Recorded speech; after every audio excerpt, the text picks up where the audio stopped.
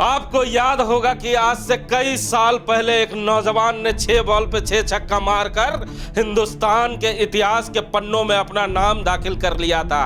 क्योंकि हम बात कर रहे हैं झारखंड की और झारखंड के युवराज हेमंत सोरेन की, जिन्होंने 21 साल के बाद 1932 खतियान आधारित स्थानीय नीति पास कर उन्होंने झारखंड के राजनीतिक में अपना इतिहास के पन्नों में नाम दर्ज करा लिया है। जब जब इतिहास के पन्नों में यह जिक्र होगा कि 1932 के खतियान किसके कार्यकाल में पास हुआ था, तो हेमंत सोरेन का नाम जरूर स्वर्णिम अक्षरों से लिखा जाएगा।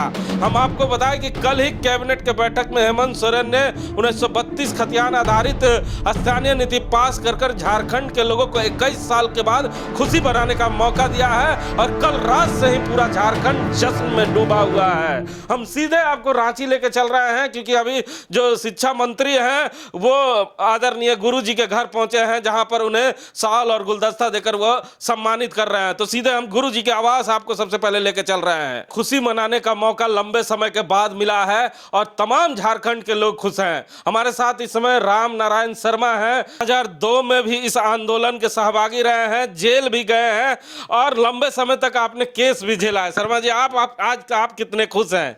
जी हिमांशु जी, जो आपने याद दिलाया उसके बाद मैं थोड़ा इमोशनल भी हो गया और बहुत खुश हूँ कि जिस चीज़ के लिए हम लोगों ने लड़ाई लड़ी थी उस दौरान ये सफल नहीं हो पाया, लेकिन कल का दिन हमारे लिए और पूरे झारखंड के लोगों के लिए, सभी कौम के लोगों के लिए और सभी स्तर के लोगों के लिए ऐतिहासिक है कि जिस 1932 खतियान आधारित स्थानीय नीति की हम लोग मांग कर रहे थे, कैबिनेट में वो पास हो गया और अब ये सदन में जाएगा। उसके बाद जो आगे का प्रोसेस है वो होगा हिमांशु जी, लेकिन मैं बेहद खुश हूँ। अच्छा, आप खुश हैं, लेकिन आप पढ़े लिखे भी हैं, टेक्निकल भी जानते हैं। हम आपसे जानना चाहते हैं कि चंद दिन पहले हेमंत सोरेन ने विधानसभा में एक बात कही थी कि अगर 1932 का खतियान जो है आधारित स्थानीय नीति हम पास कर देते हैं तो आने वाले समय पर जब हाई कोर्ट या सुप्रीम कोर्ट पर ये जाएगा तो ये वहाँ पर रद्द कर दिया जाएगा।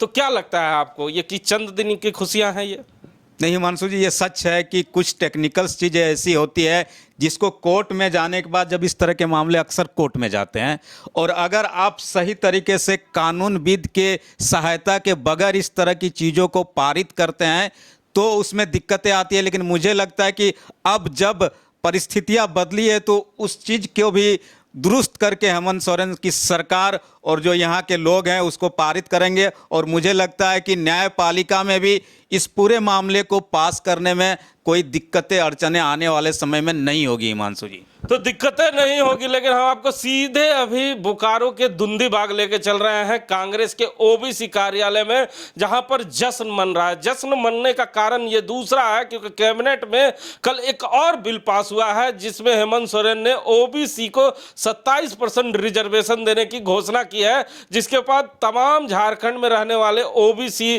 के जितने भी लोग हैं वो काफ़ी खुश हैं। और कांग्रेस पार्टी के नेता उमेश प्रसाद गुप्ता अपने कार्यालय में अपने लोगों के बीच मिठाई वितरण कर रहे हैं। सीधे आपको दुंदी बाग लेके चल प्रदर्शन किया था, तो आज बहुत खुशी की लहर है कांग्रेस परिवार में, ओबीसी परिवार में, और मैं आभार व्यक्त करता हूं हमारे प्रदेश अध्यक्ष बड़े भाई आदरणीय राजेश ठाकुर जी का, बड़े भाई हमारे स्वास्थ्य मंत्री माना गुप्ता जी का, एवं हम लोग का अभिभावक जीवन माननीय मंत्री आदरणीय आलम साहब को मैं आभार व्यक्त करता हूं, और साथ ही झारखंड के होनहार मुख्यमंत्री हमारे हेमंत सोरेन जी को, जिन्होंने 27% आरक्षण ओबीसी पर लागू किया और सभी दबे कुछ लोग को अब अपना हक निश्चित रूप से मिलेगा और सबको भलाई होगा।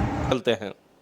तो सुना आपने उमेश प्रसाद गुप्ता को और उनके समर्थकों को, काफ़ी खुश हैं और मिठाइयाँ भी बट रही है। शर्मा जी हमारे साथ है। शर्मा जी, ये जो 27% आरक्षण की चर्चाएं हो रही है, तो हमें बताएं, हमारे दर्शकों को बताएं कि किस किस आधार पर किन किन लोगों को क्या क्या मिला है। जी हिमांशु जी, जब आरक्षण की बात होती है तो पूरे देश में लगभग ओबीसी को 27% आरक्षण ही है, लेकिन जब पहली बार झारखंड में सरकार बनी हमारे बाबूलाल मरांडी जी की, उस समय झारखंड में उसको घटाकर 14% कर दिया गया था।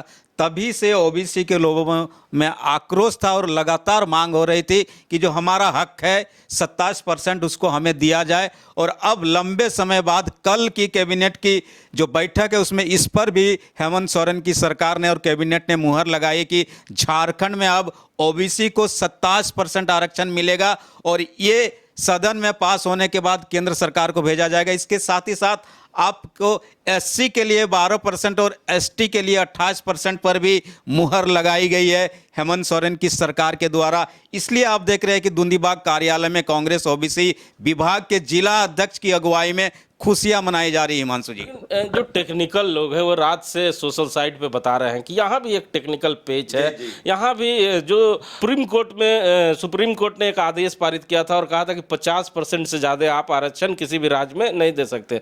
तो फिर कैसे ये पास होगा? 77% के करीब हो जा रहा है। जी हिमांशु जी, सुप्रीम कोर्ट ने जरूर ये कहा था कि 50% से अधिक आरक्षण नहीं होना चाहिए किसी भी परिस्थिति में, लेकिन उसके बाद कुछ जो उच्च न्यायालय है वहां पर इस तरह की परिस्थितियां बनी है, जैसे केरल की बात कही जा रही है, उसके आधार पर कहा जा रहा है कि उसको रीड करने के बाद ये जो हेमंत सोरेन सरकार द्वारा ये आरक्षण नीति लाई गई है उसी के आधार पर झारखंड में भी इसको पारित किया जाएगा और उसके बाद केंद्र को भेजा जाएगा, जहां पर केंद्र की सहमति के बाद अब झारखंड में भी 27% आरक्षण जो है ओबीसी को मिलेगा।